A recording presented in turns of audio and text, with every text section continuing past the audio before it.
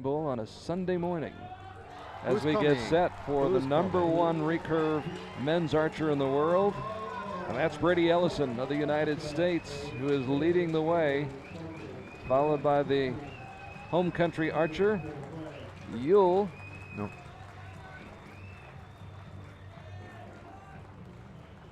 Yilmaz.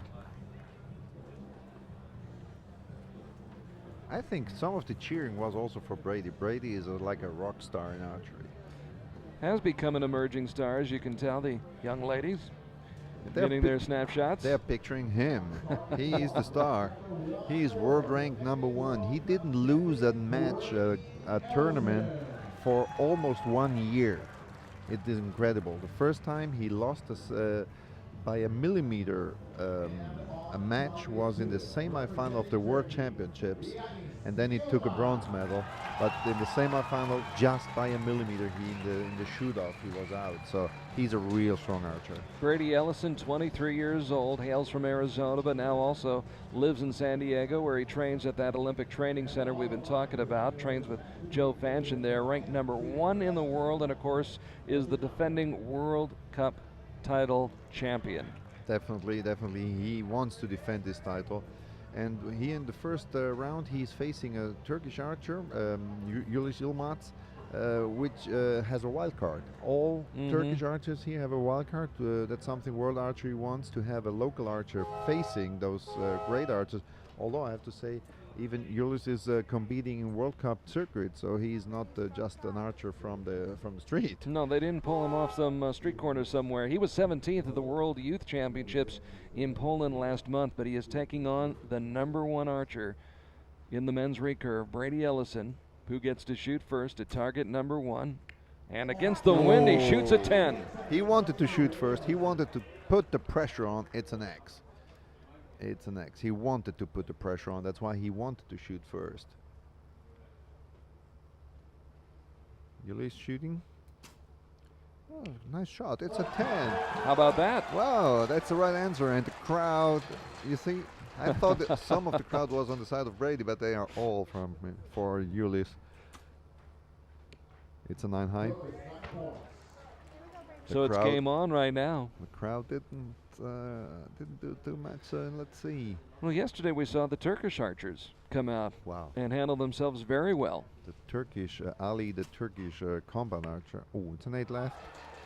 Still keeping up a little bit. It's 1 point down. So Devarji and Kocaman both shot well yesterday. Yeah. 10. And 10, Brady's 10, on the line. 10. 10, 10, 9, 10, 8, and well, match is already over. Yagiz must shoot a good arrow to prove that he is still able to make a good second set. Oh, it's a 6 left. So we have a 29-24. It's First set goes to Brady Ellison of the United States, who's coming off actually a surprising 9th place finish in Shanghai a couple of weeks ago. But you're going to stumble every once in a while and stub your toe, as we say. And maybe it was a good thing. Helped Brady refocus a little bit before the World Cup finals. Definitely. And seeing that in his rows, he has Joe Fanchin that won over there. Somebody that is keeping him a little bit of pressure when he is training, when they are traveling and so on. With Brady, we have his girlfriend, actually, not his home coach Mel Nichols that coached Joe Fanchin. So it's Brady's girlfriend behind his back, showing over him and helping to spot the arrows. Looking through that monocular and spotting the arrows and telling Brady. Although the tremendous setup here put together by the World Archery Federation, they have monitors right in front of them to help them also tell them where they've hit the target. So Yagiz Yilmaz of Turkey. Long, way too long. But the 10. So he was aiming. In this case, I always say, if it's a 10, it's a 10. But sometimes you can think too much, can't you? Absolutely. In my eyes, you see, it was a fast shot. It's a 9. That solid 9. But if you have 20 seconds and you feel the coach telling you 5, 4, 3, and you know you have to shoot this arrow. The pressure's mounting. Yeah.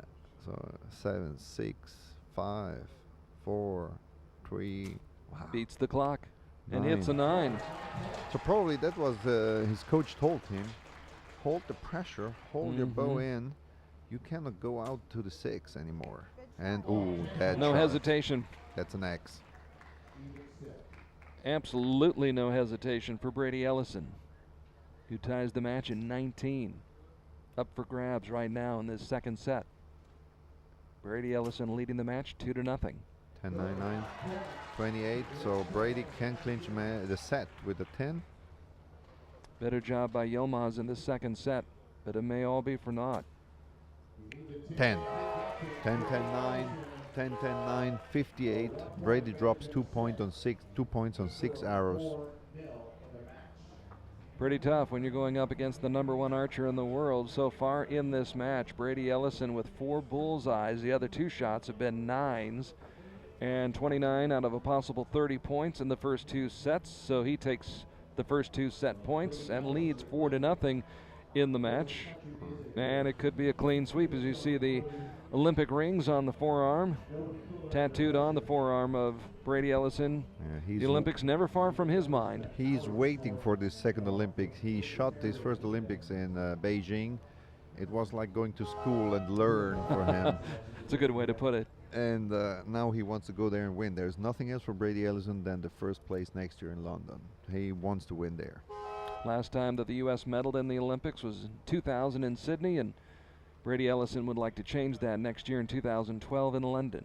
By the way, we had 88, a gold medal by Jay Barrs. We had 96, Justin Hughes in Atlanta.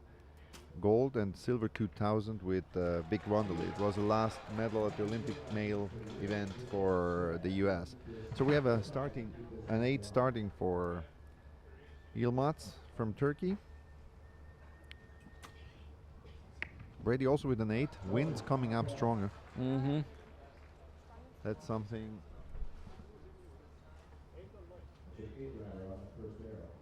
You cannot lose focus on this. Wind is really an issue here.